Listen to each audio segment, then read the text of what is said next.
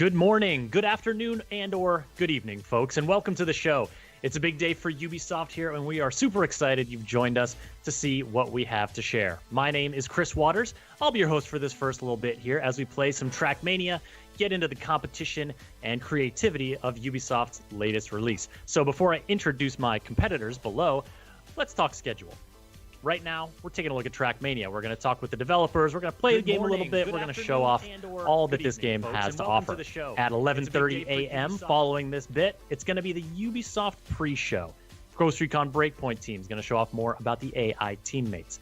The Crew 2 is going to share an update, and we'll see news from Trials Rising and a whole bunch more.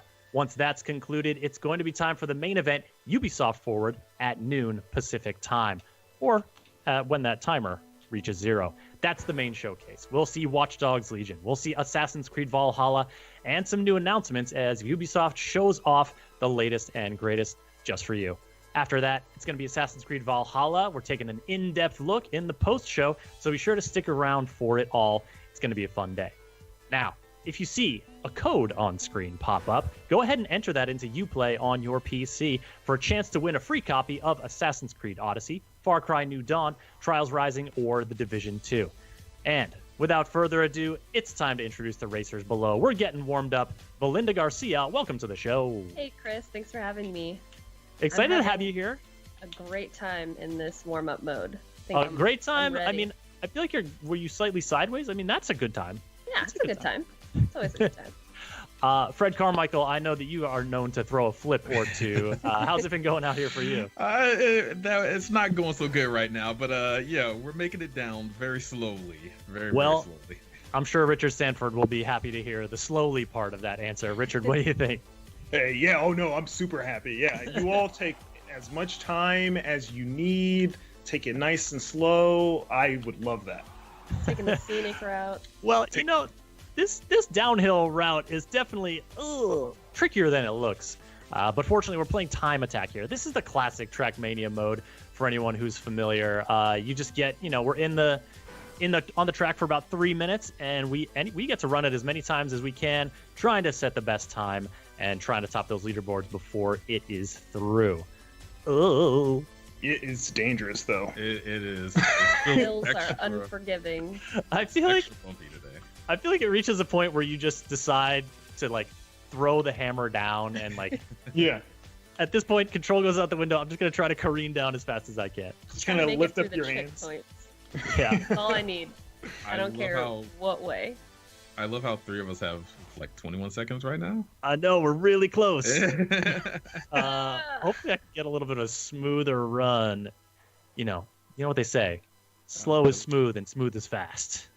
Is that what they say? What do they say about going upside down?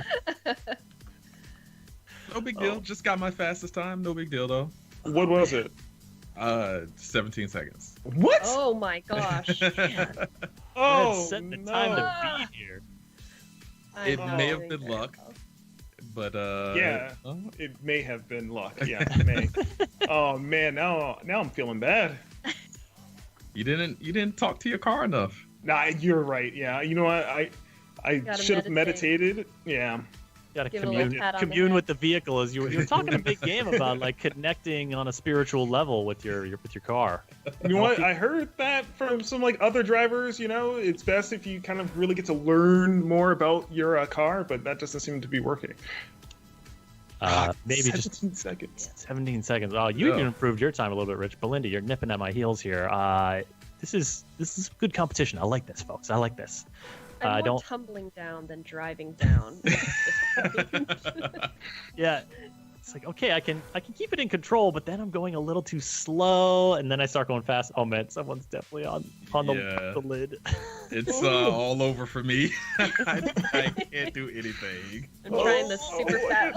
20 seconds to beat 17. No. Oh, I don't think I'm going to beat it. Oh man, yeah, this is down. Do I have one last ace run? I'm upside down. Oh no. Let's get a 12-second run here. Let's go. Me and Belinda are literally upside down at the same spot. I see you. Restarting the checkpoint. Still not nice. No, I don't know how you got 17 seconds, Fred. Oh, Fred takes the time attack. Nicely done. Dang. Nicely done. All right, now we're going to mix it up, and we're going to check out some rounds. Let's get into that. Now, rounds is where you race the same track. Everyone starts at the beginning at the same time and finishes. You don't get to, like, loop it. It's one run, and then you get points based on your placement. And then after a few rounds, I think we've got 3 per track here. Whoever's the point winner wins. Oh, gosh. No, you were zooming, That's dude. a wall. That's a tree. That's a tree. The trees are much more dangerous on this map. Oh, no! Oh, no, I lost. There we go. I like it. I like it. No, don't tree. No, okay, cool. Don't tree. Don't tree. Don't tree, please. But Linda, you were zooming though. I was zooming, but then the trees happened. I All tried right. to cut through the dirt, and that didn't end well. The cut through the dirt, yeah. I feel like Trackmania, if you're going to take a shortcut, you better be airborne or something, right? Yeah. Otherwise, you're scrubbing speed off badly. That where you All have right. complete control. Ah, the wall, man. I mean, I'm consistently fast as long as the track is just going in a straight line. Yeah. Which works for me, dude. It's Not you. really the Trackmania Oh, I 5. cut through, I cut through, I cut through, I cut through. That mantle is all yours, Fred. See, I think I'm figuring out what happened. The previous round, I talked to my car about going fast and not necessarily managing the bumps. Now, you know, the car's just like, oh, we want to go fast now. And I'm like, yeah. Yeah, you got to go fast. Gotta go Rich fast. is out to a commanding lead Yeah, here. he's got a lot of points up there. I don't 20 understand what's points. going on. I gotta What's going on is that you are losing. I'm never making that turn. I don't No! know how Oh, that's it. Oh, cut through. It's like one false move. All right, Fred, I see you. There we go. I'm not too worried though, because That's true. I don't know if I can Got actually points? catch up. Got the Okay. points. right now. you got 10 points, Fred. So, All right, let's Enjoy see. them. What do we got? Rich up top with the 26. Oh, Fred in second with the 19. Then it's me and then Belinda. And shout out to Anthony, who's in our spectator seat. He's showing you the action. And we're going to switch it up now and get onto another match here. Another rounds. Rich, coming for you. Now it's time to tangle with a little bit of the more, I don't know, challenging is the right word, but kind of mix it up elements of Trackmania, such as right from the start, we get this crazy move. yeah, I was flying. Don't fly over the edge. Oh, you all instead ran right in front of me. Darts. Oh, Usually I no. fly over the Nice edge, so start. I'm already doing well. You mean nice start? I'm loving this start. It's so Oh, good. Fred, you're Why- so fast. Why are you zooming like this? So fast. How? How is everyone so fast? I don't Oh no! understand. Oh, I went up too high on the wall. Oh, okay, recovered. That was a pretty slick, actually, bounce off the wall. I mean, This is where it Made all it. falls apart. not great for Oh, my here's time. the drift. Yep. Turn right to go left or right to go left. I don't like that at all. It's like unmanageable. This huge ice wall, you mean? I think A it's kind of fun. giant ice. Oh, what? No, No. no. Oh, gotcha. The trick is you just Smoked don't me at the slow end. down It at all. did. Ooh, Fred Hey, out Fred. to the early lead. Nice. Yeah, Fred, I'm gonna need you to hit one of those pillars. All right, I got you. Got you right. Thank you. No problem. No problem. Happy to apply. Very considerate of you, Fred. All right, you can tell when I'm making not a great maneuver by when my voice. Oh, Rich, how Oh, well, man. how long? Where you going? The Beep, pillar beep. cursed. The cursed pillar. First pillar. Yeah, the thing, it's that thing where, like, if you end up you want to look at them so that you know where they are and can avoid them, but if you look too long, you end up focusing on them, Yeah. and then it draws you inexorably in. Hi. Hi, Fred. I don't appreciate that, Rich. I don't All right. appreciate All right, yeah. True. that. Ooh, all right. Well, as Belinda and I battle it out for third, it's Fred and Richard at the top. Oh no, I didn't start quick. She's good at this. Got him. At the top, battling for that top spot here in our second round competition. Who's gonna hit Obviously, the stakes pillar? are high. Oh gosh, I messed up. Yeah, I hit it. Oh, Oh, the no. pillar. I made it. It might be all over. Oh, Oh, wow. no. What happened? Oh my goodness. How? I don't know what's happening because you guys are behind me.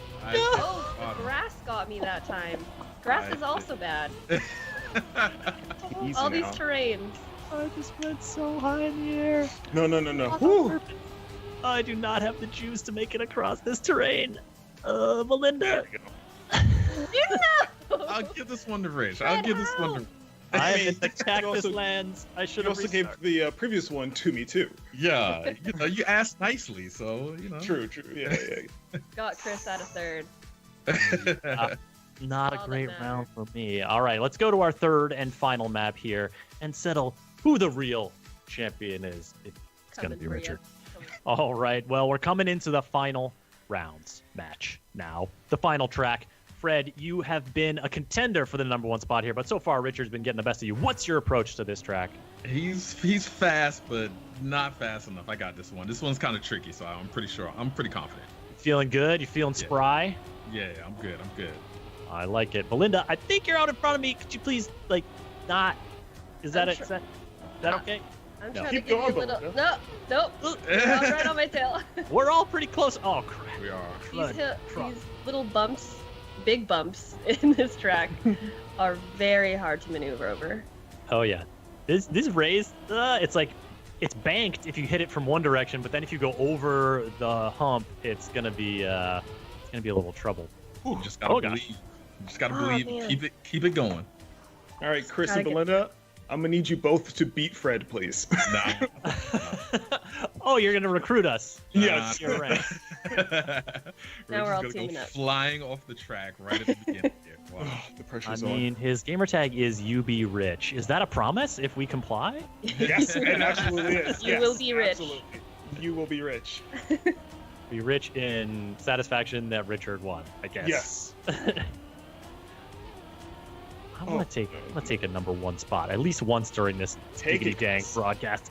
I'm happy with 3. I like the Oh, bronze. man. Happy with the bronze. Is up there. Yeah, I don't know how he's doing that. Ooh, it's just, I told you, you gotta talk to your vehicle. Oh no. That's- Okay. Oh, Yes. Yeah. all right. Game Oh mode man, now. that's That's a gonna be a bad one. close one. I don't know. This could be a close one. These points are adding up. That was a big bite. Rich down in third. Mm-hmm. All right, No. here we go. This is gonna settle Slow it. and steady. Slow and steady in the Well- back. Taking the scenic route.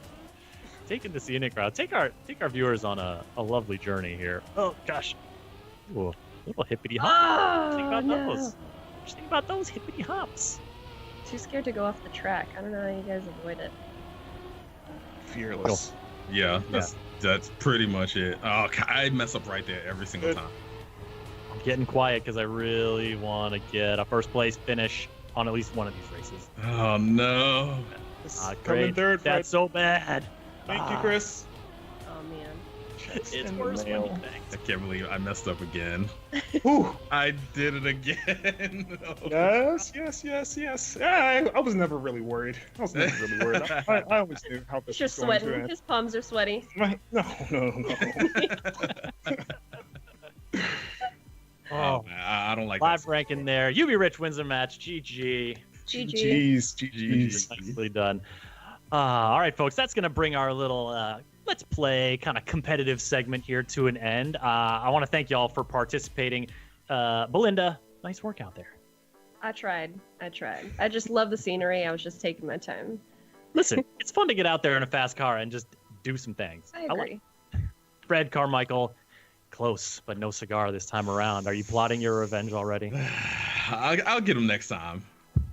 Richard, is there going to be a next time, or are you just going off into the sunset with this W? I mean, I'm definitely driving off into the sunset, but even if there is a next time, I don't think he's going to beat me. And thus a rivalry is born, or maybe continued? Yeah. Yeah, continue, definitely. Thank you all for joining so much. Folks, coming up next, we're going to be taking an in-depth look at the map editor and some of the creation tools in Trackmania. But first, let's do a little schedule check-in.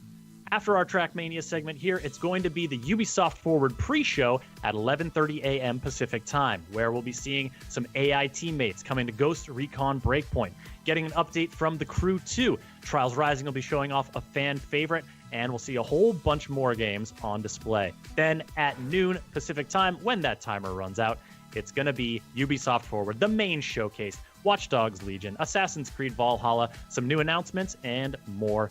Don't want to miss that one. And after it's over, stick around for an in-depth look at Assassin's Creed Valhalla. That's all coming up here shortly. But now I've got Augustin de Vita, producer at Ubisoft Nadeo, the creators of Trackmania, joining me to talk about creation in Trackmania. Augustin, welcome. Hello, Chris. So happy to be here. Oh, man. Exciting times for you. Your game has just launched. People are out there racing in droves. How does it feel? It feels great. I mean, it just feels great. The game is really, really good. It's really an evolution of Trackmania, and we couldn't wait for it. And also, folks are out there creating stuff. We see it right here. We're seeing some map creation sped up. We got a little time-lapse thing pre-prepared for us here as we talk through the map creation mode. But I guess give us like an overview starting off, Augustin. Like, what was your team's goal when like putting these creative tools in the hands of players? So we always want the tools to be easy to handle, and the big issue we were facing that there is too many blocks in the game. There is 1,600 blocks in the game actually, and so we had to organize all the tools and to organize the new features. And he's doing a great job right now because he knows what he's doing. But when you start making the first map, you really don't know where you're going to. It's really hard to get to. And, when you say blocks. Really, sorry to interrupt, but when you say blocks, you just mean all these little pieces that we're seeing of track, planted this way, that way, this terrain, that terrain.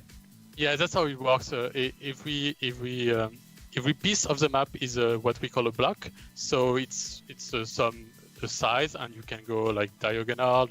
You have roads, you have decoration, you have checkpoint, start, finish, you have boosters. And all of this makes a map, so there is so many blocks that there is an infinite combination possible in the map editor.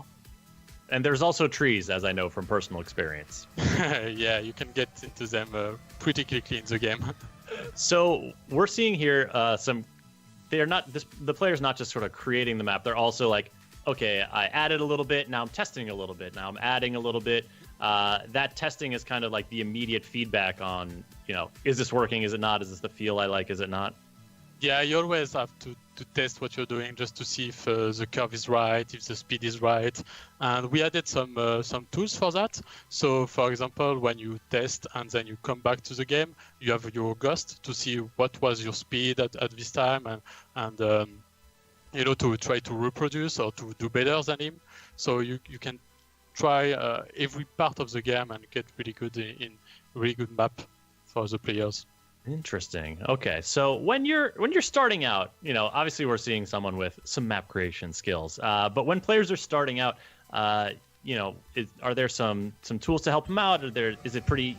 What do you recommend in terms of like, okay, when you're starting out, just try to make like a simple shape, or try to just put in a sick jump, and that's good. Yeah, well, in the free version of Trackmania, there is what we call a simple editor. So there is a simple editor and advanced editor. What we're seeing now is the advanced editor, so with all the tools, all the blocks.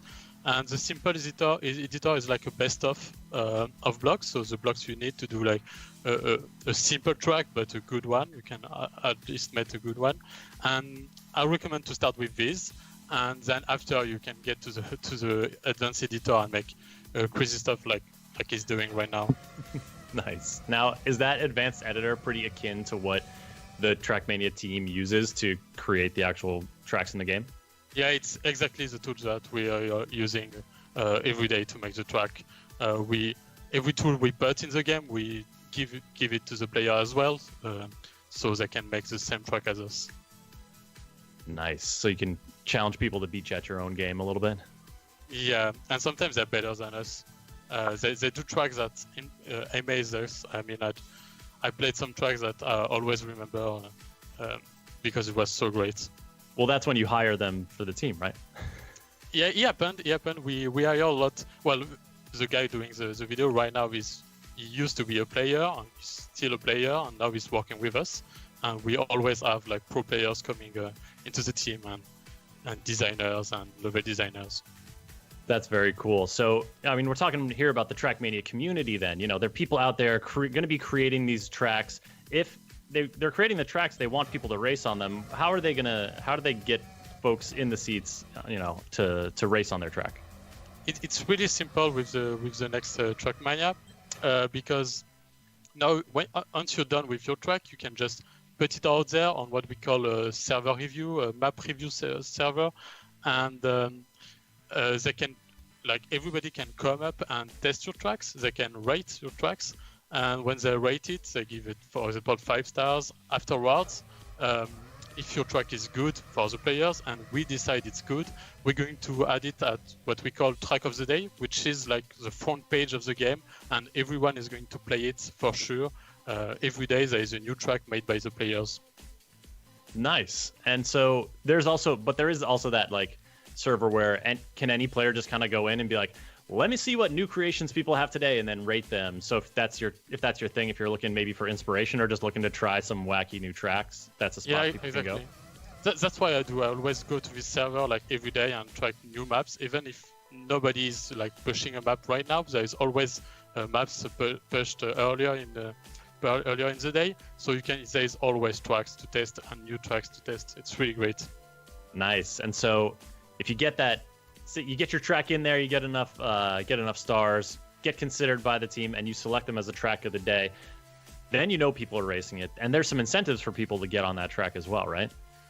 Yeah, every day there will be what we call a competition, a daily competition on this new track at 7 p.m. CST, and this competition rewards with what we call trophies, and those trophies gives you like a rank in a global rank in Trackmania. So every day you have to come, if you want to come to compete on this track, and then you earn trophies and you get better in the game, and you can rank up in the global ranking of the game. Ah, nice. And speaking of competition, we are going to be seeing some of the top community racers take on this very track here in just a few moments, folks, in our next segment. Right now, we're talking with Augustin about creation in Trackmania. And so far, we focused on the map editor, the track creator that we're seeing in kind of a time-lapse fast forward here. But there's also other creative outlets. I mean, you can customize, for example, the livery on your car. Yeah, what we call skin in Trackmania. So you can create any skin you want with what we call a skin painter, and you can share it really easily with the world within clubs. In just one click, you can find new skins that you like, and you can apply them or add them to your favorites. It's really changing game for Trackmania. It's never been it's so easy to change skin and discover new skins. What's your approach here, Augustin? Do you like pick one you like and stick with it for months, or are you like switching it up every other day, mixing it up? Yeah, I'm switching every day to a new skin. I just go to the list and see, oh, this one is nice, so let's apply it, and then I have my skin in the game. So every day I change skin. Excellent. Yeah, it's so fun to see what people come up with, and I imagine this is also something for you. These are the creation tools you use, your team use to create the tracks, the skins, etc. But to a certain extent, you give the tools to the players, they're going to come back and surprise you. Yeah, they're always like surprising us with really great new invention. I mean, they can create mods as well, game mods, so they're going to create new things every day, and every day it's blowing us. And one of the things that I have really enjoyed, even when not playing Trackmania, is seeing some of the like highlight reels people put together, because as we'll see a little bit later on, and as you folks who know Trackmania know very well, Trackmania tracks can get pretty wild, and the kind of precision, the like just like excellent slick like drift precision that people can display looks really cool, and you have some in-game tools to help people showcase that stuff. Yeah, on every track you can save your replay, and then you can use it to make your own videos. So this tool is as well the tools that we're using to make trailers, and at the same time players can make their trailers. They can add up 1,000 cars on the same track to do like a wave, what we call a 1K project, and it's really cool to see what they can do with that, because they can change the light, they can change the skin, they can change the color, they can display text in the editor, and it's really great. And a bunch more. Well, there we have our completed track. Don't forget to save your tracks when you're creating them, folks, and we'll be taking a look at this. There's an autosave. Excellent. Augustin, you put a lot of people's hearts at ease just then. We'll be taking a look get that track in action in just a few moments here. But Augustin, before I let you go, I wanted to touch base on just kind of again that community aspect of how do people find these creations? What's a great way? Like there's the club system that sort of allows people to connect to different clubs of friends, or maybe this club focuses on certain types of races, and et cetera, et cetera. Just give us an idea of how people are going to share these creations and discover people's creations. Yeah, so in the game there is what we call clubs, and you can create or join any clubs you want, private, public, with friends, for example, or just a streaming community within a club. And within those clubs, you can share skins, you can share maps, you can create what we call a campaign, which is the same tool we're using to create our own campaigns with 25 maps. And you can create also events, so people can gather around and use the same skin, for example, have a club tag and compete within each other on leaderboards and share everything they can. They can also share videos, for example. It's really Excellent. Great. Well, it sounds like there's lots of tools for folks to get creative, to share those creations, to discover new stuff, in addition to just racing and trying to beat the tires off of each other. Yeah. Excellent. Augustin, thank you so much for joining us to talk a little bit more about Trackmania. Folks, remember, Trackmania is available now. Download and play it for free on the Epic Games Store and on Uplay. Augustin, thank you for joining us, and congrats. Yeah, thank you. It's been great. All right, folks, we've got some competitive play coming up here just shortly, but first, another schedule reminder of the order of events today. Our Trackmania showcase continues until about 11:30 Pacific time. Then it's the Ubisoft Forward pre-show. We'll be taking a look at AI teammates in Ghost Recon Breakpoint, getting updates for the Crew 2, hearing from Trials Rising about a special new track for fans who like long rides, and a bunch more.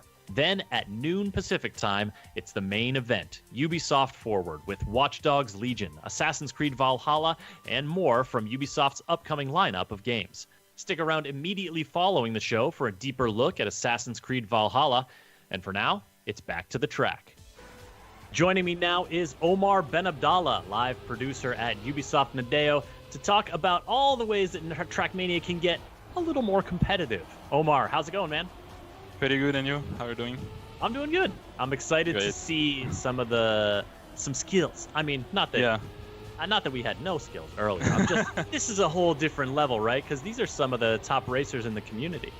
Yeah, what we did basically is invite the 6 or 7, I think, best players of the closed alpha we organized, and we'll be seeing them racing in rounds mode, so they all start at the same time, and the fastest guy win. All right, who's your money on here at the outset? I'll just take the easy pick and go with Shorty since he won that round. There he is. He's at top of the pops right there. Yeah. And keen-eyed viewers will note this is the track we just saw being created, and actually the 5th place player, I think, in that round is the one who made it. So, Tona, yeah, you can step it up. I believe in you. Probably can win at least one round. I believe it.